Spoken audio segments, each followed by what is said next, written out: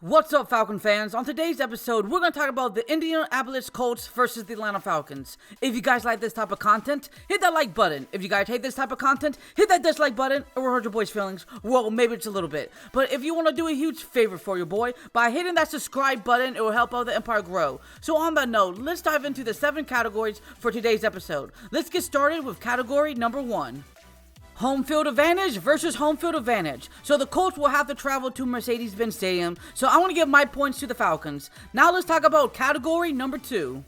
Coaches versus coaches. Shane Steichen versus Arthur Smith. Let's talk about Shane first. What he did over there in Philly was pretty much legendary for 2 seasons over there. I mean, giving them a top-tier offensive juggernaut power when it comes to the passing and the running game. Fantastic work. Here's a lot of statistics that can back up my claims.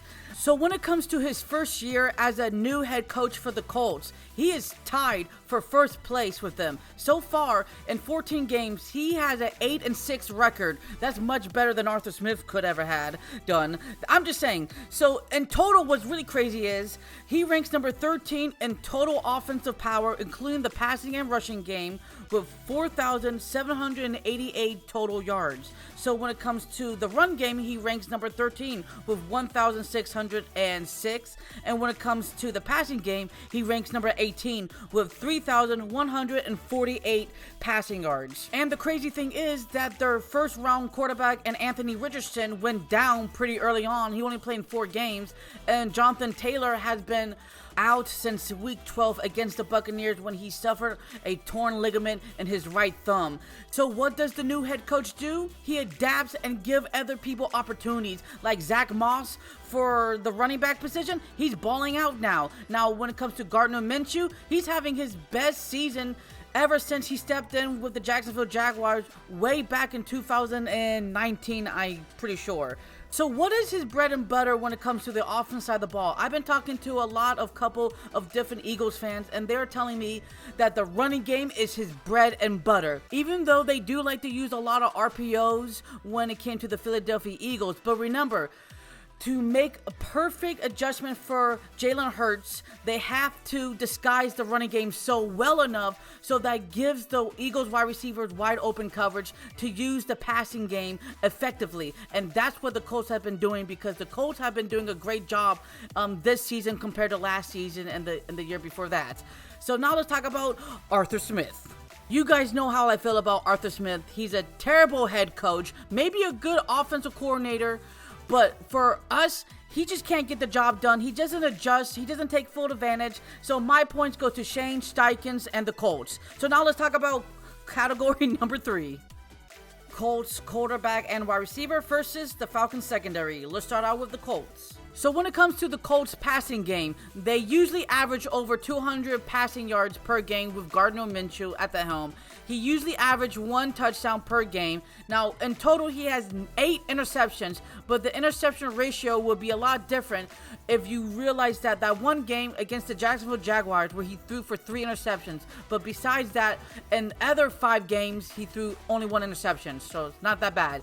So when it comes to Michael Pittman Jr., he's having an all-star year for them. He's usually averaging 8 receptions per game. He has 99 receptions so far with a grand total of 1,6,200 receiving yards, 4 touchdowns, 9 big plays that has over 20 plus yards. And when it comes to receiving first downs, he has 49. And the second on the squad is Josh Downs, and he has 25. That speaks louder than words, because he's the main focal point for them to move the chains. But against the Steelers, he got banged up, so he's questionable for this game. So that means Josh Downs and Pierce will have to step up. But don't sleep on Josh, because against the Cleveland Browns, he had 5 receptions for 125 receiving yards and 1 touchdown. So it is possible for him to go ham if we're not careful enough. So when it comes to the Falcons secondary, they can handle themselves when it comes to any wide receiving core. So far, they only allow 3 wide receivers to get over 100 yards against them in total. But they have never allowed 2 wide receivers to get over 100 yards each. So that's a great job on that department. So on that note, I'm going to give my points to the Atlanta Falcons secondary. So now let's talk about category number 4. Colts running back, tight end, and O-line versus the Falcons front 7. Let's start out with the Colts. Their offensive line play is really not that bad. They give the running backs a lot of wide open free space to go through and cut. It's really incredible. And they have 16 total rushing touchdowns, so that's pretty good. And they usually don't hold them back a lot with penalties. That's also I kind of noticed. And, like I say, Gardner Minshew only got sacked 26 times so far, and that's not bad either. And then of course the tight ends are, Mo Alley Cox is probably their best, but he hasn't been, got targeted a lot. But even still, when he does get targets, he makes incredible plays, and he has 3 touchdowns. And they usually use like 3 to 4 tight ends, so the run game is super strong. And the crazy thing, for the past 8 games, they found a way to have a nice balance when it comes to the run attack. So out of those 8 games, they only lost 3 of those.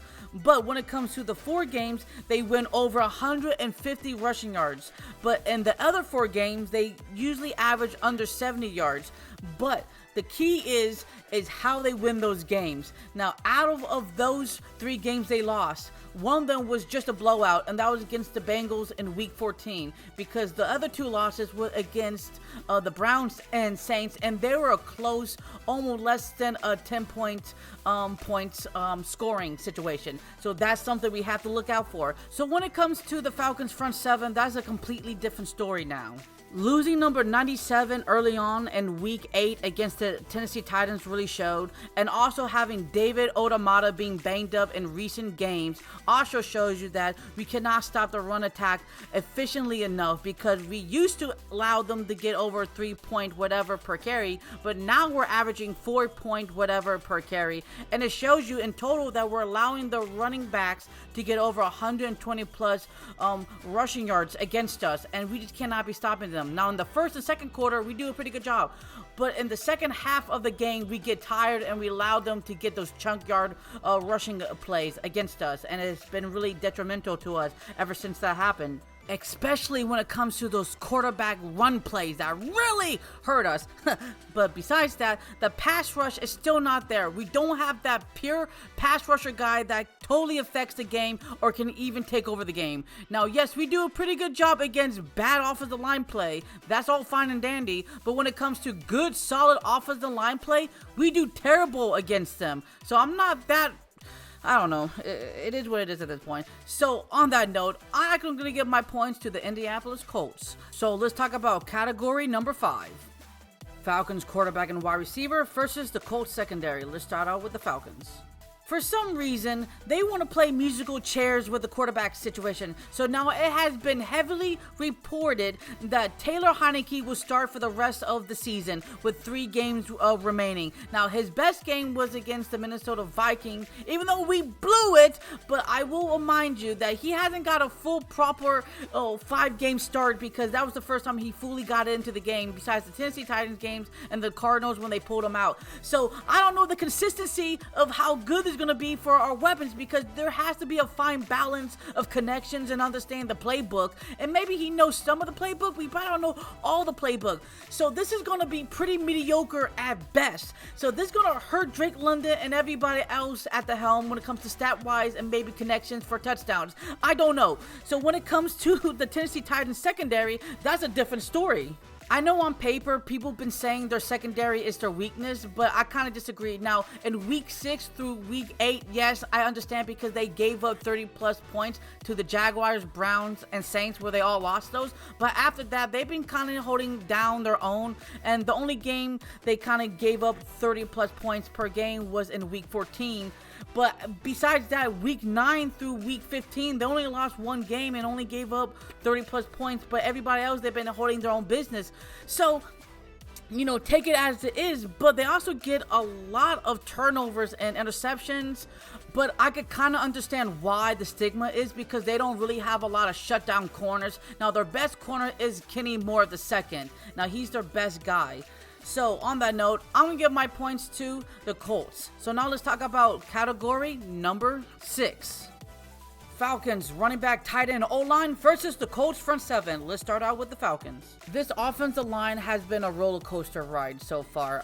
They have their ups and then they have their downs. I think they do a really good job in the running game most of the time, but when it comes to the passing game, they do a terrible job in giving any quarterback who's ever at the helm proper time. They're always getting sacked or getting hurt or getting pressured. Not enough time in the pocket, unfortunately. And it just shows you why Desmond Ridder and Taylor Heineke can't be consistent enough of getting over 250 passing yards per game and usually turn over the ball because, they're getting spooked or, just not enough time to see everything down the field like we would like to. Now, when it comes to the running attack, Bijan, Algier, and Patterson, they're all really good backs, and they do a pretty good job most of the time. But the problem is, it's just the play calling that really is detrimental to everything. And then also, the tight end position. We have two good, solid tight ends that should be having all-pro status because we were told that they're going to be used more in the red zone. Not really so much. They both have only 2 receiving touchdowns. Now, yes, they do get a lot of first down conversions, and yes, they both have over 500 receiving yards, but they're not really utilized more creatively like we were hoping they would be, because for big plays ability, they both don't even barely have over 10 plus 20 yards per reception, and that's something that we need them to be utilized more because they are very dominant, because they usually do average 12 point whatever per catch. And so it's just mind-boggling how we're not using them like we could be doing compared to like other teams with 2 tight end sets, because Arthur Smith loves using the 2 tight end sets for a lot of different ways to get them creativities to move the chains. It's just well, then again, if I kind of think about it, a lot of those turnovers in the red zone was because Desmond Ridder was targeting the tight end. So maybe scratch that part out. It's just all conflicted at this point in time. So when it comes to the Colts front 7, oh man, that's scary to think about. So when it comes to stopping the run, they are ranked number 6 by giving up 1,784 rushing yards in total. That's pretty bad. They average 4.1 per carry, and they rank number 2nd in giving up the most rushing touchdowns by 20. Now remember, my last week video when I said the Carolina Panthers are ranked number 1 by giving up the most rushing touchdowns by 21. The Atlanta Falcons could not capitalize on that, and we got 0 rushing touchdowns. So what does that tell you here?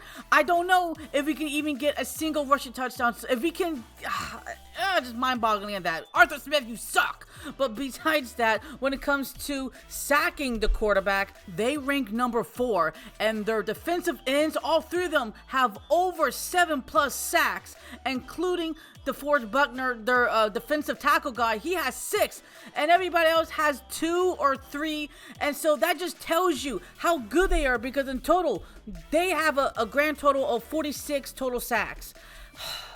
So on that note, I'm going to give my points to the Indianapolis Colts. So now let's talk about category number 7.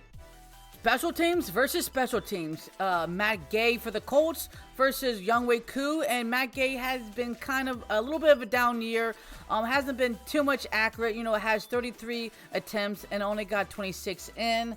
And then for Younghoe Koo, his worst game was against last week performance, but usually he does a pretty good, solid job in averaging that. And then when it comes to the return game and punt return games, they're just pretty bad. Compared to us, we're no cakewalk either, but I think we have more of the advantage. So my points goes to the Atlanta Falcons. So now let's talk about my final predictions. My final predictions is that the Atlanta Falcons will lose to the Colts 27-17. I've just been very impressed with Shane Steichen so far, taking a 4-12-1 team last year and turning into a winning organization right away. Yes, I know the Colts have some real talent already, but still, for a brand new head coach and having his own philosophy coming to fruition so early on, unlike you, Arthur Smith, it's pretty golden and it's awesome to see that. Don't get me wrong, I would love us to win this game, but without any bias, I have to be subjective and look at the evidence that present us in Fulter. So on that note, if you guys have lasted this long to the very end of the episode, thank you so much for taking your own personal time and day to watch the Falcon content videos. I like making videos. Here's more on the screen if you're interested in it. So what do Falcons do? Rise up. Until the next episode, show love and peace to the world, and peace.